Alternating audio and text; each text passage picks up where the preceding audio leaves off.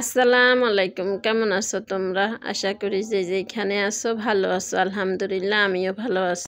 দোয়া করি যে যেখানে থাকো ভালো থাকো, সুস্থ থাকো। আজকে সকালে আমি অফ ক্যামেরাতে নাস্তা বানাই, খাওয়া হয়ে গেছে। দুপুরের জন্য রান্না করতে চলে আসলাম। এখানে আমি মাছগুলারে ধুইয়ে ভালো করে হলুদ মরিচ মাখিয়ে মাছগুলারে ভাজা নিতেছি।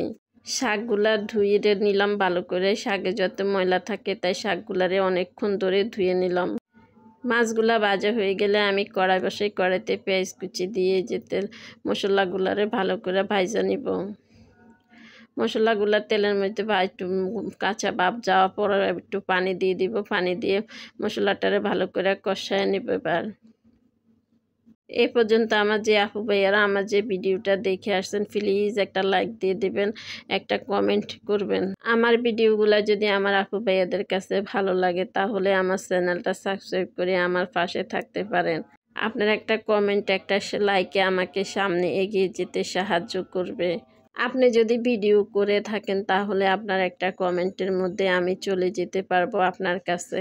এভাবে আমরা একে অপরের পাশে থেকে সামনে এগিয়ে যেতে পারবো।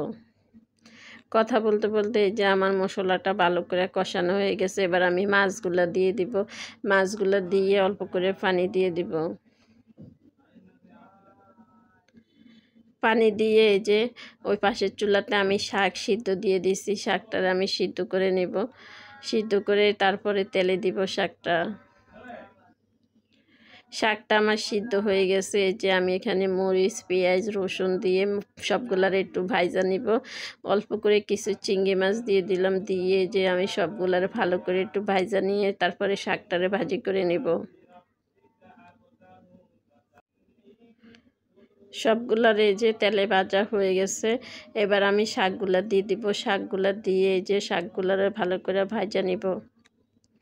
তেলের মধ্যে এভাবে পুঁই শাক ভাজি করলে ভালো লাগে। আমাদের বাসায় সবাই পছন্দ করে। এই যে আমার শাক ভাজি হয়ে গেছে, মাছ ভাজি হয়ে গেছে। কেমন হয়েছে আমার দুইটা বলবেন কমেন্টে আপনারা। দুপুরে রান্নাবান্না শেষ। এই যে বিকেলের জন্য আমার দুই ছেলে মেয়ে বলতেছে কিছু খাবে। আমার ইচ্ছে করতেছে জাল খাইতে, তাই এই যে আমি জাল খাওয়ার জন্য কি করতেছি, আজকে একটা জাল পিঠা বানাই নিব। এভাবে একটা রুটি বেলে নিলাম। আমি একটু আটা গোলাই নিলাম। নিয়ে যে একটা বড় করে রুটি বানাই নিলাম। বানাই নিয়ে এটার উপরে টমেটো সস, ম্যাগি মশলা বেশি করে মরিচ পেঁয়াজ দিয়ে একদম ঝাল ঝাল করে, যার জাল খেতে ইচ্ছে করবে সে এভাবে খায়া দেখবেন, খুবই মজা লাগে।